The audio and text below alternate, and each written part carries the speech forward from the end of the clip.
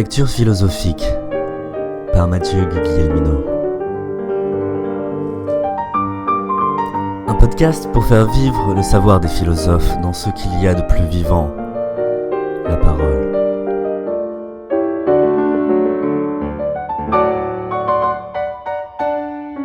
Cette semaine, une lecture de Friedrich Nietzsche. Ainsi parlait Zarathustra.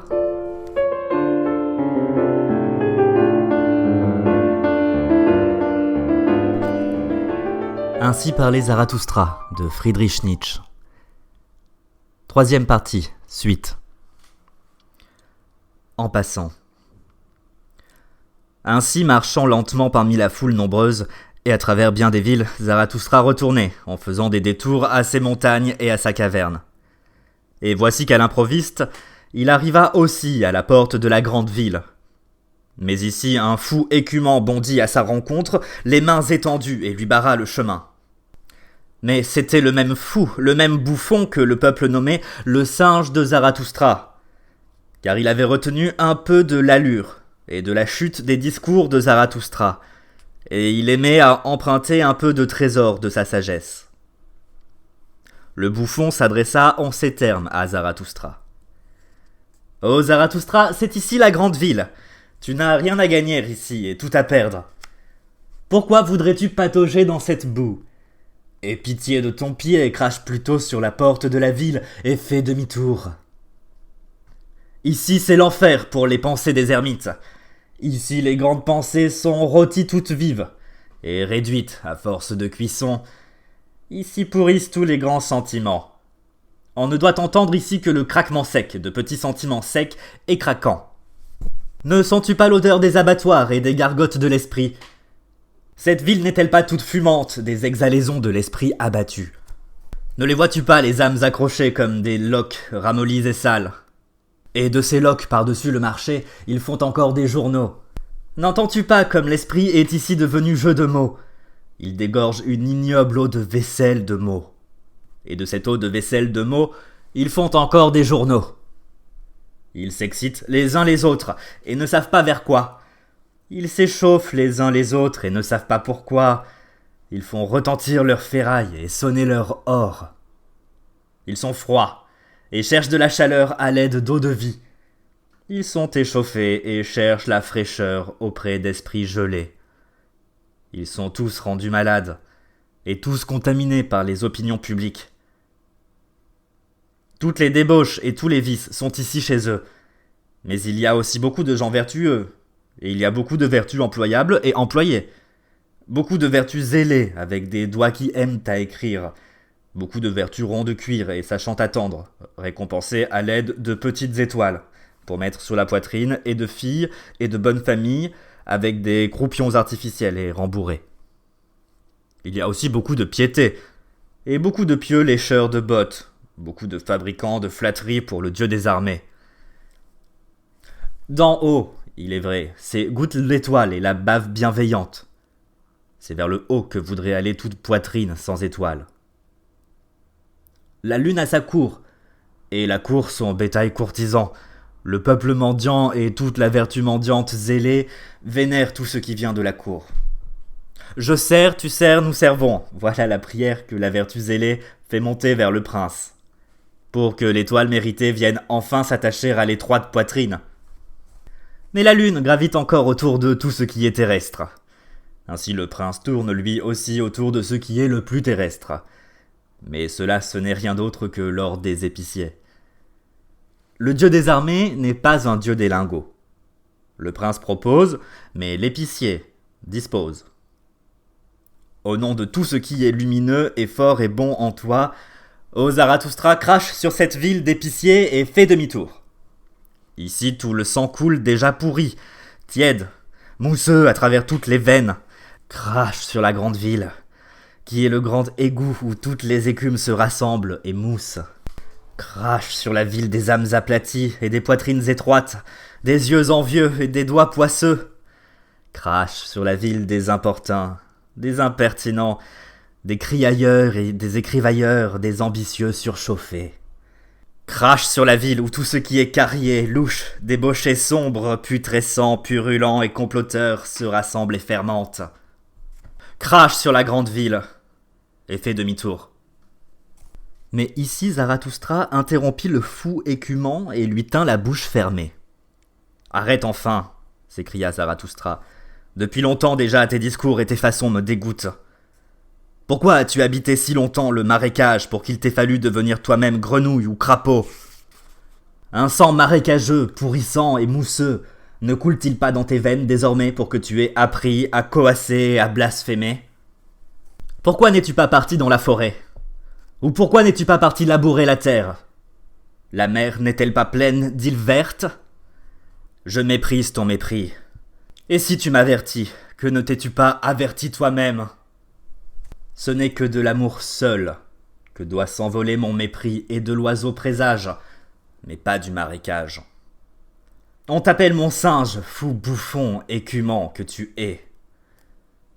Mais moi je t'appelle mon porc qui grogne, avec tes grognements tu me gâtes. À la fin, jusqu'à l'éloge de la folie. Qu'est-ce donc qui te fit d'abord grogner ? Parce que personne ne t'a suffisamment flatté ? C'est pour cette raison que tu t'es assis auprès de ces ordures, pour que tu aies des raisons de grogner ? Pour que tu aies beaucoup de raisons de vengeance ? La vengeance, en effet, fou prétentieux que tu es. C'est toute ton écume, je t'ai bien deviné. Mais ton propos me nuit, à moi, même là où tu as raison. Et même si la parole de Zarathustra avait 1000 fois raison, toi, avec ma parole, tu ferais toujours tort. Ainsi parlait Zarathustra, et il regarda la grande ville, et soupira, et se tut longtemps. Enfin, il parla ainsi. Je suis dégoûté, moi aussi, de cette grande ville, et pas seulement de ce fou. Pour l'un comme pour l'autre, il n'y a rien à améliorer, rien à rendre pire. Malheur à cette grande ville. J'aimerais déjà voir la colonne de feu qui la dévorerait. Car il faut que de telles colonnes de feu précèdent le grand midi. Ceci pourtant a son temps et son destin propre. Mais ceci fou, je te le dis pour ta gouverne en guise d'adieu. Où l'on ne peut plus aimer, là il faut passer. Ainsi parlait Zarathustra, et il passa devant le fou bouffon et la grande ville. Des renégats. 1. Hélas, déjà tout ce qui, il y a peu encore, était sur le pré, en fleurs et multicolores, le voici maintenant fané et gris. Et que de miel j'ai emporté d'ici à mes ruches.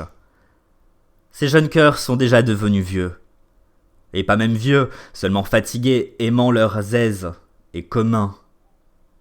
Et de cela ils disent « Nous sommes devenus pieux ». Il y a peu encore, je les voyais vaillamment sortir, tôt le matin, d'un pas plein de courage, mais leurs pas se fatiguèrent de la connaissance. Et les voilà qui en viennent même à calomnier leur vaillance matinale. En vérité, il en est plus d'un qui levait la jambe tel un danseur. Le rire de ma sagesse lui faisait signe.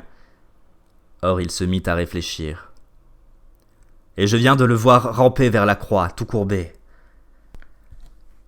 Jadis, il voltait autour de la lumière et de la liberté, pareil à des moucherons et à de jeunes poètes. Plus d'âge, plus de froideur, et les voilà déjà bigots et tartuffes, blottis près des poêles. Le cœur leur a-t-il manqué parce que la solitude m'a dévoré telle une baleine ? Leur oreille s'est-elle tendue pleine de désir ? Et longtemps, mais en vain, vers moi et mes coups de trompette et mes appels de héros ? Hélas, ils ne sont toujours que quelques-uns dont le cœur est longtemps joyeux et courageux. Et cela conserve aussi un esprit patient. Mais le reste est lâche. Le reste, c'est la plupart, c'est le quotidien, le superflu, les trop nombreux. Tous ceux-là sont lâches.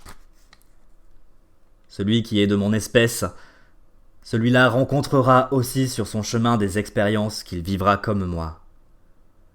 De sorte que ses premiers compagnons seront à coup sûr des cadavres et des bouffons. Mais les seconds de ses compagnons, ils se nommeront ses fidèles. Un essaim vivant, beaucoup d'amour, beaucoup de folie, beaucoup de vénération imberbe. À ses fidèles, il ne devra pas attacher son cœur.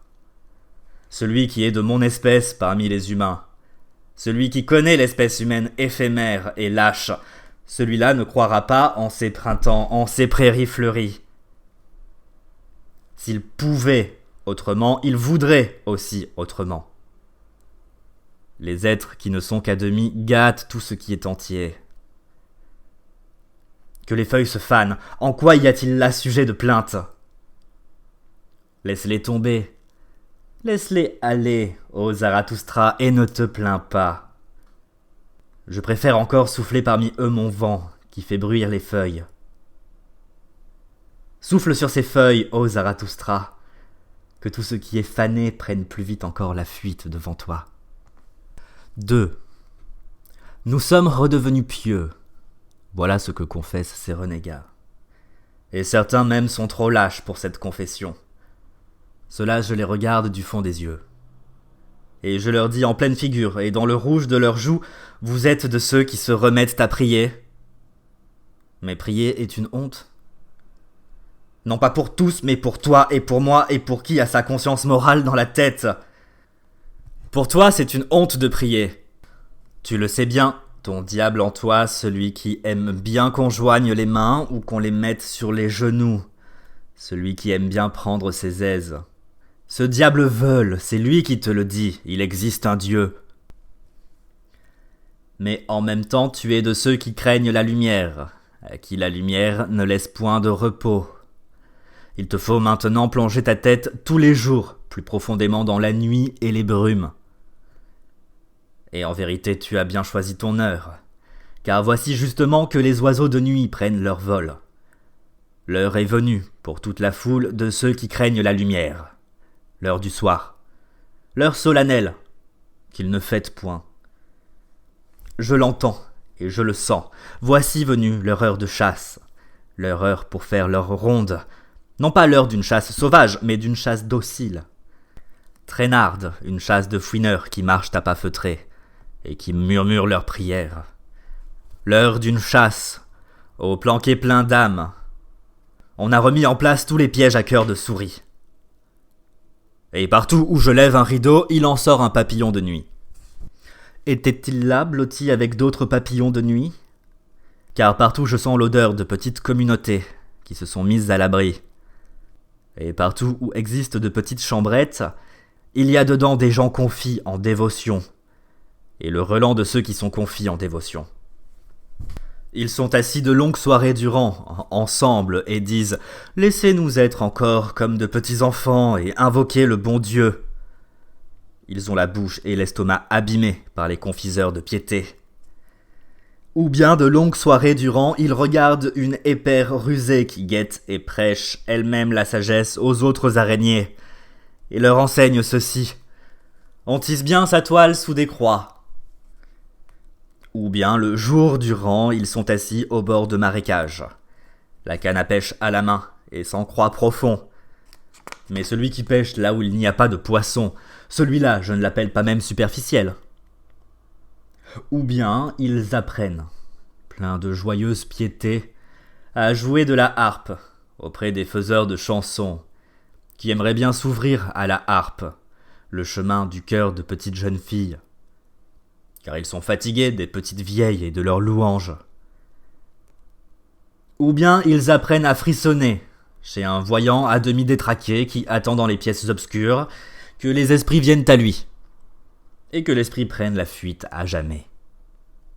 Ou bien ils écoutent un vieux joueur de flûte, roué, qui sait ronronner ou grogner, à qui des vents tristes ont appris la tristesse des tons.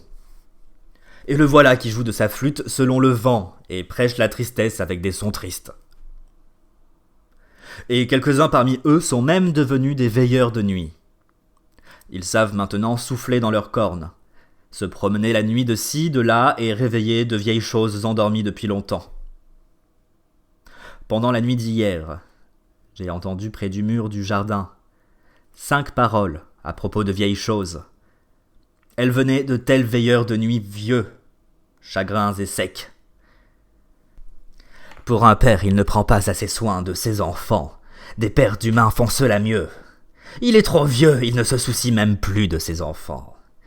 Voilà ce que répondit l'autre veilleur de nuit. A-t-il donc des enfants? Si lui-même ne le prouve pas, personne ne peut le prouver à sa place. Je voudrais depuis longtemps qu'il en apportât enfin la preuve décisive. Prouver ? Comme si celui-là avait jamais prouvé quoi que ce fût. Prouver, cela lui est difficile, il tient beaucoup à ce qu'on le croit. Oui, la foi le rend heureux, la foi en lui. C'est ainsi que sont les vieilles gens. Pour nous, c'est la même chose. Voilà ce que se dirent l'un l'autre, les deux vieux veilleurs de nuit, les deux épouvantails pour lumière. Et là-dessus, ils soufflèrent tristement dans leurs cornes. Voilà ce qui arriva hier, pendant la nuit, près du mur du jardin. Mais moi, mon cœur se tordit de rire. Il semblait vouloir se briser et ne savait pas où aller, et m'ébranla la poitrine. En vérité, j'en mourrais un jour d'étouffer de rire, à voir des ânes enivrés, et à entendre ainsi des veilleurs de nuit douter de Dieu. Le temps n'est-il pas depuis longtemps passé pour tous les doutes de cette sorte ? Qui donc est encore en droit de réveiller de vieilles choses de cette sorte, endormies et craignant la lumière ? Il y a bien longtemps que c'en est fini des vieux dieux, et en vérité ils eurent une bonne fin de Dieu, pleine de joie. Ils n'ont pas décliné en un long crépuscule jusqu'à la mort, c'est le mensonge que l'on raconte. Bien au contraire, ils se sont simplement tués de rire. Cela arriva lorsque le mot le plus impie vint d'un dieu lui-même. Le mot « il est un dieu ». Tu n'auras pas d'autre dieu à part moi. Un vieux dieu à la barbe rageuse, un jaloux, s'oublia ainsi. Et tous les dieux rirent alors, en vacillant sur leurs chaises, et ils s'écrièrent « N'est-ce pas cela, la divinité, qu'il y ait des dieux, mais pas un dieu ? Que celui qui a des oreilles entende ?» Ainsi parlait Zarathustra, dans la ville qu'il aimait et qui est appelée la vache multicolore. De là, il n'y avait plus que 2 jours de marche pour retourner à sa caverne et auprès de ses animaux. Mais son âme ne cessait de se réjouir de la proximité de son retour chez lui.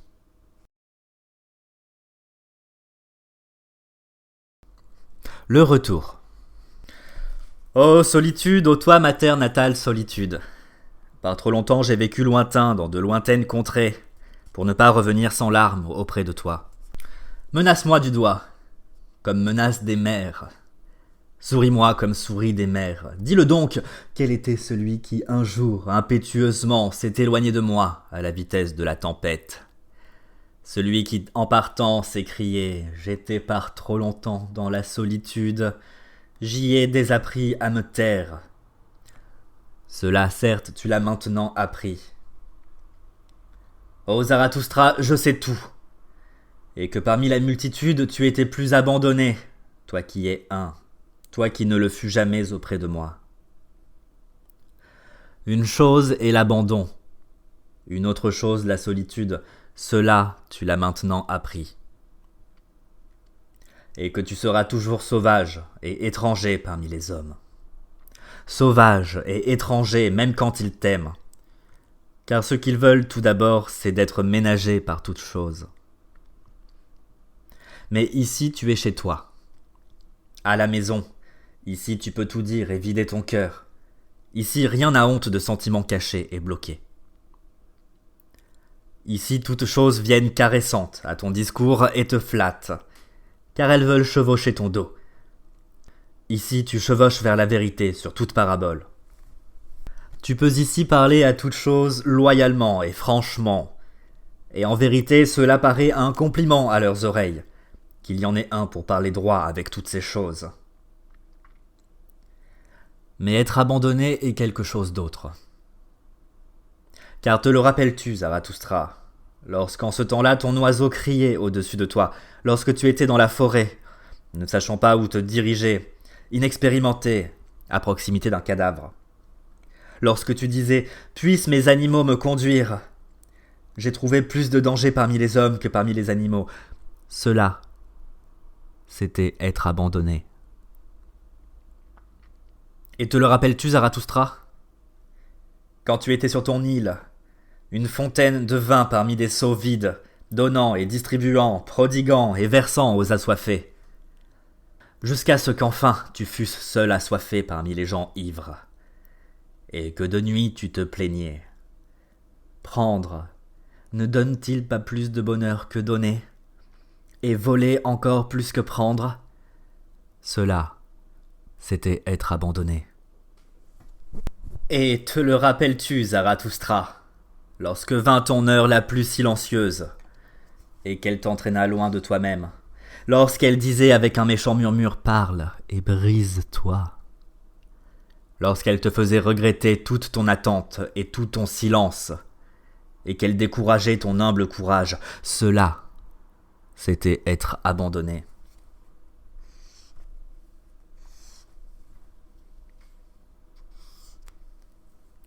Ô solitude, toi mon pays natal, solitude, avec quel bonheur et quelle tendresse ta voix me parle.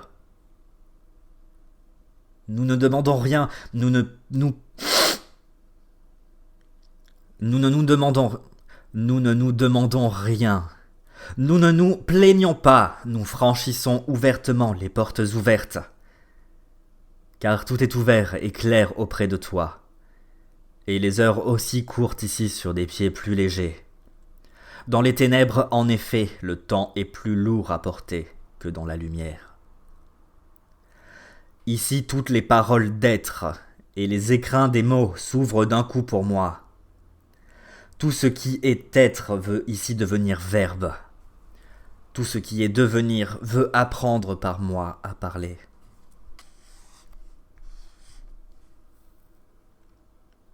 Mais là, en bas, tout discours est vain. Là, l'oubli et le passage sont la meilleure sagesse. Cela, je l'ai appris maintenant. Celui qui voudrait tout comprendre auprès des hommes, celui-là devrait tout agresser. Mais pour cela, j'ai les mains trop propres. Déjà que je n'aime pas à respirer même leur haleine. Hélas, que m'a-t-il fallu vivre si longtemps. Hélas, que m'a-t-il fallu vivre si longtemps dans leur bruit et leur souffle fétide. Ô bienheureux silence autour de moi. Ô senteur pure autour de moi. Oh, comme ce silence aspire un souffle pur à plein poumon. Oh, comme il écoute ce silence bienheureux. Mais là, en bas, tout discours, on n'y entend plus rien.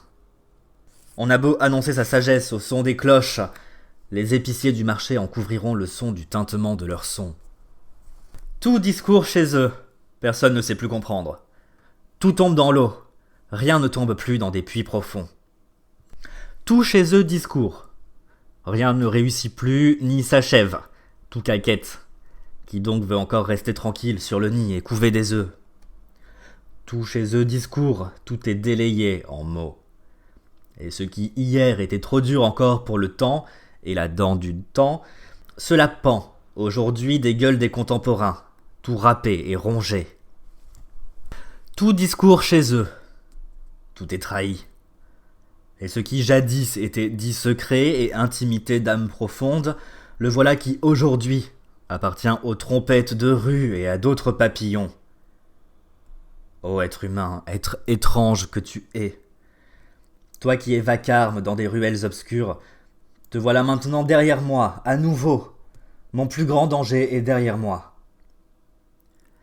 C'est dans les ménagements et la pitié qu'a toujours résidé mon plus grand danger. Et tout être humain veut qu'on le ménage et qu'on le souffre. Avec des vérités contenues, la main un peu folle et le cœur fou de quelque chose et riche des petits mensonges de la pitié.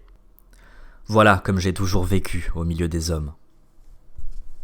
J'étais assis au milieu d'eux, déguisé, prêt à me méconnaître pour que je les supporte, et aimant à me le répéter. Sot que tu es, tu ne connais pas les hommes. On désapprend ce qu'on sait des hommes quand on vit parmi les hommes. Il y a trop de premier plan dans tous les hommes. Compte à y chercher les yeux qui voient loin et qui désirent voir loin. Et quand ils me méconnaissaient, moi, bouffon que j'étais, je les en épargnais pour cela plus que moi-même. Habitué que j'étais à la dureté à l'égard de moi-même, et me vengeant souvent encore sur moi-même de ces ménagements. Tout piqué et vidé par des mouches venimeuses. Pareil à la pierre creusée par beaucoup de gouttes de méchanceté, j'étais assis, parmi eux, et me persuadais par-dessus le marché tout ce qui est petit et innocent de sa petitesse. C'est surtout ceux qui se nomment les bons que je trouvais être les mouches les plus venimeuses. Ils piquent en toute innocence, ils mentent en toute innocence. Comment pourrait-il être juste à mon encontre ? Celui qui vit parmi les bons, à celui-là la pitié apprend à mentir. La pitié rend l'air lourd à toutes les âmes libres. La bêtise des bons, en effet, est insondable. Me cacher, moi, et ma richesse, c'est cela que j'ai appris là-bas. Car j'y ai trouvé chacun, en outre pauvre en esprit. Ce fut le mensonge de ma pitié de savoir ce qu'il en est de chacun d'eux. De voir et de sentir en chacun d'eux ce qui était pour eux assez d'esprit et ce qui était pour eux trop d'esprit. Leurs sages pleins de raideur. Je les appelais sages et non raides, c'est ainsi que j'appris à avaler les mots. Leurs fossoyeurs, je les appelais chercheurs et savants, c'est ainsi que j'ai appris à échanger les mots. Les fossoyeurs attrapent des maladies en creusant. Sous de vieux gravats dorment des miasmes malsains. On ne doit pas remuer le bourbier, on doit vivre sur des montagnes. C'est les narines bienheureuses que je respire à nouveau la liberté de ma montagne. Enfin, mon nez est délivré de l'odeur de tout l'être humain. Chatouillé de souffle, d'herbes coupant, comme si elle l'était de vin pétillant, mon âme éternue. Elle éternue et se dit pleine d'allégresse à elle-même. À ta santé, ainsi parlait Zarathustra. Des 3 mots. 1. En rêve, dans le dernier rêve du matin, je me tenais aujourd'hui sur le promontoire d'une montagne, de l'autre côté du monde. Je tenais une balance et je pesais le monde. Oh, pourquoi mon aurore est-elle venue trop tôt ? Elle m'a réveillé de son incandescence, la jalouse. Jalouse, elle l'est toujours des incandescences de mes rêves matinaux. Mesurable pour qui a le temps, pesable pour un bon peseur, à portée d'ailes vigoureuses, soluble pour les amateurs d'énigmes divines coriaces, c'est ainsi que mon rêve a trouvé le monde. Mon rêve, un hardi navigateur, mi-voilier, mi-rafale, taciturne à l'égal des papillons, impatient à l'égal des faucons. Comment pourrait-il bien avoir aujourd'hui patience et temps pour peser le monde ? Ma sagesse lui a-t-elle parlé en secret, ma sagesse de jour, rieuse et éveillée, laquelle se moque de tous les mondes infinis.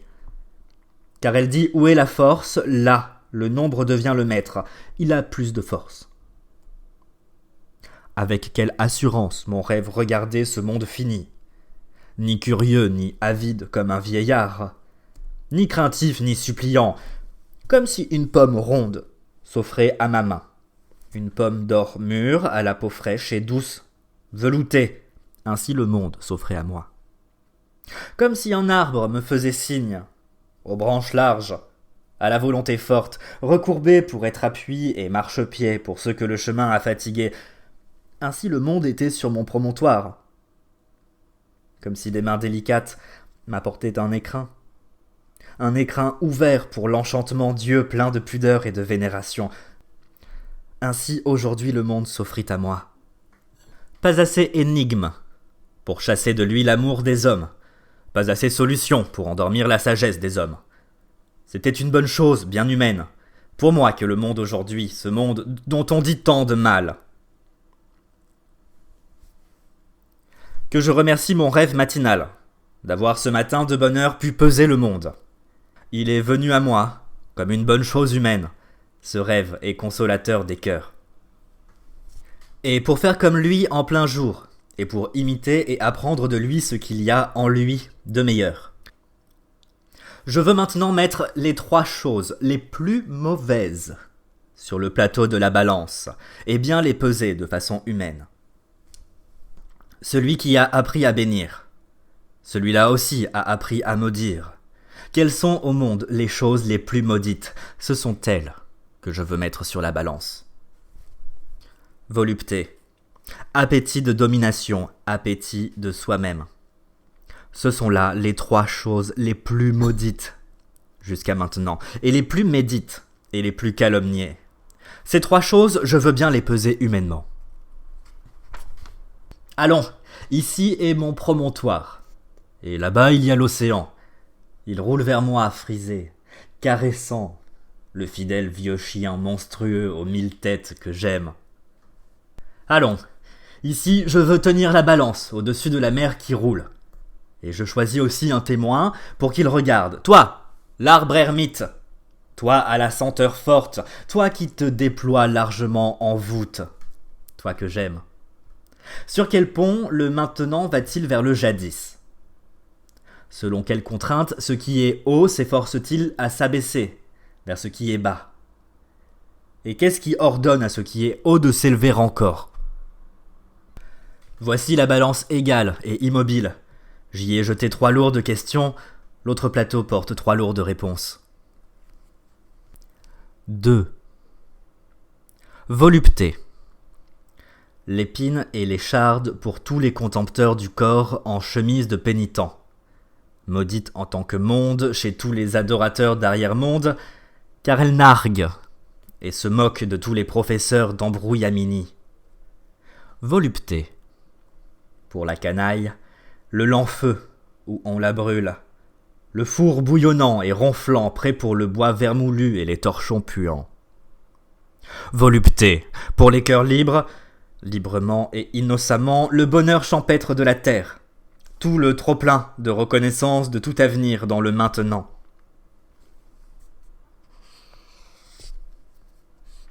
Volupté, un doux poison seulement pour ce qui est fané.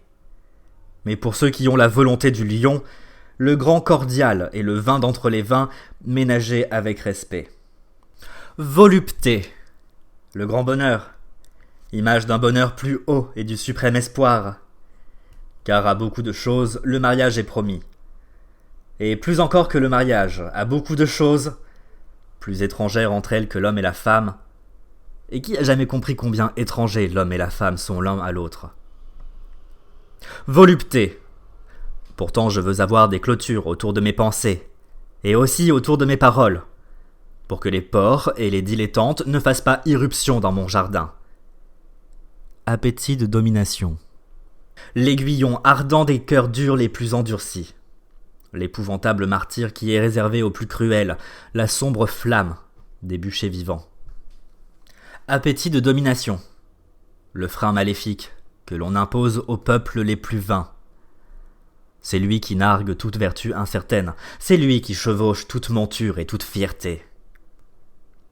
Appétit de domination. Le tremblement de terre qui brise et qui éventre tout ce qui est vermoulu et creux. Lui qui brise punissant, grondant et roulant les sépulcres blanchis, lui, le point d'interrogation dont l'éclair jaillit à côté de réponses prématurées.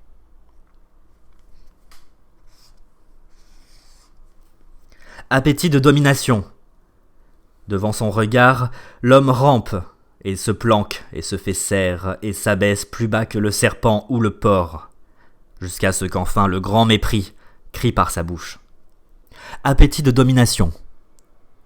Le maître effrayant, qui enseigne le grand mépris, qui prêche aux villes et aux empires, le leur disant en plein visage que cela en soit fini de toi, jusqu'à ce que ce cri s'élève de leur propre bouche, que cela en soit fini de moi. Appétit de domination. Lui qui monte, séducteur même jusqu'au pur et au solitaire, et à des hauteurs qui se suffisent à elles-mêmes. Incandescent comme l'amour qui peint les pourpres de l'allégresse de façon séduisante au ciel terrestre. Appétit de domination. Pourtant, qui nommerait maladie un tel besoin qui porte ce qui est haut à aspirer, en bas à la puissance ? Il n'y a rien de maladif, rien de morbide dans une telle aspiration, dans une telle descente. Que la hauteur solitaire ne soit pas éternellement vouée à sa solitude, et ne se contente pas éternellement d'elle-même. Que la montagne descende à la vallée, et que les vents des sommets descendent vers les bas-fonds. Oh, qui trouverait le vrai nom de baptême, son nom véritable pour un tel désir ? Vertu qui prodigue. C'est ainsi que Zarathustra appela jadis l'inexprimable. Et il arriva alors, et en vérité cela arriva pour la première fois, que sa parole fit l'éloge de l'égoïsme, de l'égoïsme sain et robuste qui jaillit d'une âme puissante. D'une âme puissante à laquelle appartient le corps élancé, victorieux, roboratif, autour duquel chaque objet devient miroir. Le corps souple et séduisant, le danseur dont l'image est la quintessence et l'âme heureuse d'elle-même. Une telle joie de soi-même, qu'elle soit joie des âmes ou des corps, s'appelle elle-même vertu. Avec ses mots de bien et de mal, une telle joie de soi-même s'abrite dans des bosquets sacrés. Avec le nom de son bonheur, elle bannit d'elle tout ce qui est méprisable. Elle bannit d'elle tout ce qui est lâche. Elle dit mal, c'est ce qui est lâche. Celui qui lui semble méprisable, c'est celui qui est toujours soucieux, qui se plaint et gémit toujours, celui qui ramasse jusqu'aux plus menus avantages. Elle méprise aussi toute sagesse lamentable, car en vérité il existe aussi une sagesse qui s'épanouit dans l'obscurité, une sagesse d'ombre nocturne qui gémit sans cesse, tout est vain. La méfiance timide lui semble peu de choses, tout comme celui qui veut des serments plutôt que des regards et des mains. Tout comme une sagesse par trop méfiante, car une telle sagesse est le propre des âmes lâches. Moindre encore celui qui s'empresse à plaire, le chien couchant qui aussitôt se met sur le dos, plein d'humilité. Il existe aussi une sagesse qui est humble, et rampante comme un chien, et pieuse, et qui s'empresse de plaire. Elle est, et n'éprouve que dégoût, pour qui ne veut jamais se défendre, pour qui ravale ses glaires empoisonnés et ses regards mauvais, pour celui qui est par trop patient, qui supporte tout, se contente de tout. Cela, en effet, est le propre d'une nature servile. Cette bienheureuse joie de soi-même, elle crache sur tout ce qui est servile, que ce soit celui qui est servile à l'égard des dieux et des coups de pied divins, ou que ce soit à l'égard des hommes, ou de stupides opinions humaines. Mauvais, c'est ainsi qu'elle appelle tout ce qui est ployé, tout ce qui se ploie servilement, les yeux qui clignent prisonniers, les cœurs oppressés, et cette façon fausse de céder, qui embrasse avec de grosses lèvres lâches. Et faux semblant, c'est ainsi qu'elle nomme les maux d'esprit des valets, des vieillards, et ceux qui sont fatigués. Et surtout la bouffonne folie des prêtres, présomptueuse, tortueuse, la pire de toutes. Mais les faux sages, tous les prêtres, ceux qui sont fatigués du monde, et tous ceux dont l'âme est de l'espèce féminine, ou de l'espèce des valets. Oh, combien leur jeu depuis toujours a joué de mauvais tours à la soif de soi-même. Et jouer de vilains tours à la soif de soi-même, c'est cela que l'on prétendait être vertu, et qui devait s'appeler vertu. Et désintéressés, c'est-à-dire oublieux de soi-même, c'est ainsi que se désiraient eux-mêmes, à juste titre, tous ces lâches fatigués du monde, ces araignées, ces épères. Mais pour tout cela, voici venir la journée, la métamorphose, l'épée de justice, le grand midi. Alors beaucoup de choses seront révélées. Et celui qui proclame la santé et la sainteté du moi, celui-là en vérité proclame aussi ce qu'il sait, en devin. Voyez, il vient, il est proche, le grand midi. Ainsi parlait Zarathustra.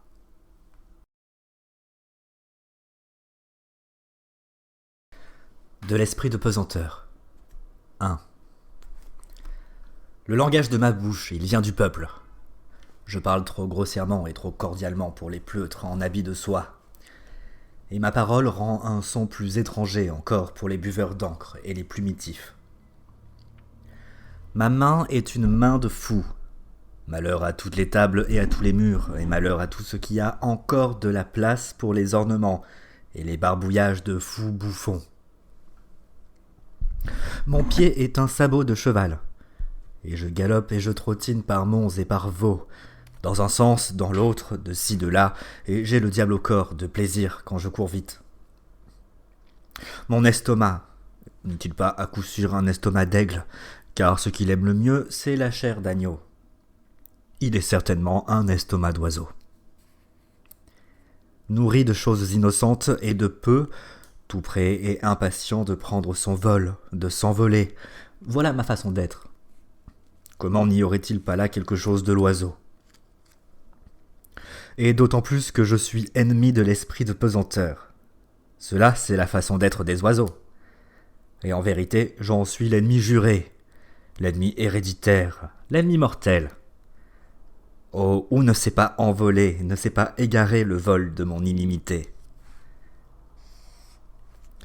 Je pourrais chanter bien des chansons sur ce sujet et je veux les chanter, bien que je sois tout seul dans la maison vide et que je doive chanter pour mes propres oreilles. Il existe d'autres chanteurs, il est vrai, et il leur faut une maison pleine pour leur amollir le gosier, pour rendre leurs mains éloquentes et leur œil expressif, et leur cœur éveillé. Je ne suis pas pareil à cela. 2. Celui qui un jour apprendra aux hommes à voler. Celui-là a déplacé toutes les bornes frontières. Toutes les bornes vont pour lui. S'envoler, il baptisera la terre d'un nouveau nom. La légère. L'oiseau autruche court plus vite que le cheval le plus rapide. Mais même lui fourre lourdement sa tête dans la terre lourde. Ainsi fait l'homme qui ne sait pas encore voler. Lourdes lui apparaissent la terre et la vie, et c'est l'esprit de pesanteur qui le veut ainsi. Mais celui qui veut devenir léger et oiseau, celui-là doit s'aimer lui-même. Voilà ce que j'enseigne, moi. Non, certes, de l'amour des malades et des mal portants, car chez ceux-là même l'amour de soi pue. Il faut apprendre à s'aimer soi-même. Voilà ce que j'enseigne, d'un amour sain et bien portant, pour que l'on puisse y tenir auprès de soi-même, et ne point vagabonder. Un tel vagabondage se baptise lui-même du nom d'amour du prochain. C'est à l'aide de ce mot que l'on a le mieux menti jusque-là, et le mieux pratiqué l'hypocrisie, et surtout du côté de ceux qui, plus que quiconque, pesaient à tout le monde. Et en vérité, ce n'est pas là un commandement pour aujourd'hui ou pour demain, apprendre à s'aimer. Bien au contraire, c'est le plus ténu, le plus subtil, l'ultime et le plus patient de tous les savoir-faire. Pour celui qui possède quelque chose en propre, cela est en effet bien caché. Et de tous les trésors cachés, c'est le trésor propre qui est déterré en dernier. C'est là l'œuvre de l'esprit de pesanteur. On nous met presque dans notre berceau déjà des mots et des valeurs pesants, bien et mal. C'est ainsi que se nomme ce don que l'on nous fait. En son nom, on nous pardonne de vivre. Et c'est à cette fin que l'on fait venir les petits enfants à soi, pour leur interdire en temps voulu de s'aimer eux-mêmes. Telle est l'œuvre de l'esprit de pesanteur. Et nous traînons fidèlement après nous les dons que l'on nous fait, sur des épaules endurcies et par-dessus d'âpres montagnes. Et si nous transpirons, on nous dit oui, la vie est un pesant fardeau. Mais seul l'homme est lourd à porter. Cela vient de ce qu'il traîne trop de choses étrangères sur ses épaules. Pareil au chameau, il s'agenouille et se laisse bien charger. Surtout l'homme fort, celui qui aime apporter de lourdes charges, celui que le respect habite. Celui-là charge sur ses épaules trop de lourdes paroles, trop de lourdes valeurs qui lui sont étrangères. Et voici que la vie lui paraît un désert. Et en vérité, bien des choses qui vous sont propres sont lourdes à porter. Et beaucoup de ce qui est intérieur à l'homme est pareil à l'huître, à savoir répugnant et gluant et difficile à attraper. De sorte qu'il faut l'intercession d'une noble coquille avec de nobles ornements. Mais il faut aussi apprendre ce savoir-faire-là. Avoir une coquille et une belle apparence et un sage aveuglement. Mais une nouvelle fois, ce qui trompe en l'homme sur maint point, c'est que mainte coquille soit bien peu de choses, et triste et par trop coquille. Bien de la bonté cachée, et bien de la force cachée ne sont jamais devinées. Les friandises les plus délicieuses ne trouvent pas leur gourmet. Les femmes savent cela. Elles, les plus délicieuses, un peu plus grasses, un peu plus maigres, oh combien le destin dépend de si peu de choses. L'homme est difficile à découvrir, et pour lui-même encore le plus difficilement. Souvent l'esprit ment au sujet de l'âme. C'est là l'œuvre de l'esprit de pesanteur. Mais celui-là s'est découvert lui-même, qui dit « Ceci est mon bien, et mon mal. Par là, il a fait taire la taupe et le nain qui disent « bien pour tous, mal pour tous ». En vérité, je n'aime pas non plus ceux à qui toute chose paraît bonne et le monde le meilleur de tous. Ceux-là, je les appelle des satisfaits de tout. Cette satisfaction de tout qui sait goûter toute chose, ce n'est pas le goût le meilleur. J'honore les palais et les estomacs récalcitrants et difficiles, qui ont appris à dire moi et oui et non. Mais tout mâcher et tout digérer, c'est là un vrai comportement de porc. Dis toujours oui. C'est ce qu'ont appris les seuls ânes et leurs congénères. Le jaune profond et le rouge chaud. C'est ainsi que le veut mon goût. Il mêle du sang à toutes les couleurs. Mais celui qui crépit sa maison, celui-là par là trahit une âme crépie de blanc. Les uns sont amoureux de momies, les autres amoureux de fantômes, et tous deux pareillement ennemis de la chair et du sang. Oh, comme tous deux vont contre mon goût, car j'aime le sang. Et je ne veux pas demeurer là où tout un chacun crache et expectore. Tel est mon goût. Je préfère encore vivre parmi les voleurs et les parjures. Personne n'adore dans la bouche. Plus encore me répugnent tous les lécheurs de crachats. Et le plus ignoble animal humain que j'ai trouvé, je l'ai baptisé parasite. Il ne voulait pas aimer et pourtant vivre d'amour. J'appelle malheureux ceux qui n'ont qu'un choix. Devenir des animaux féroces ou de féroces dompteurs d'animaux. Je n'aimerais pas me construire ma cabane auprès d'eux.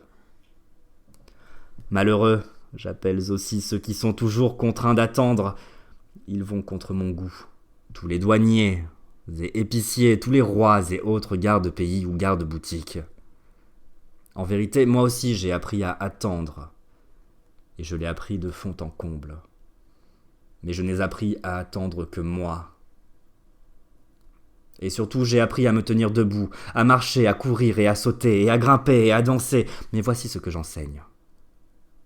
Celui qui un jour veut apprendre à voler, celui-là doit d'abord apprendre à se tenir debout, et à marcher, et à courir, à grimper et à danser. Ce n'est pas du premier coup d'aile que l'on conquiert l'envol. J'ai appris à grimper, à maintes fenêtres avec des échelles de cordes, d'une jambe alerte. J'ai escaladé de hauts mâts. Être assis tout en haut des mâts de la connaissance ne me paraissait pas une petite félicité.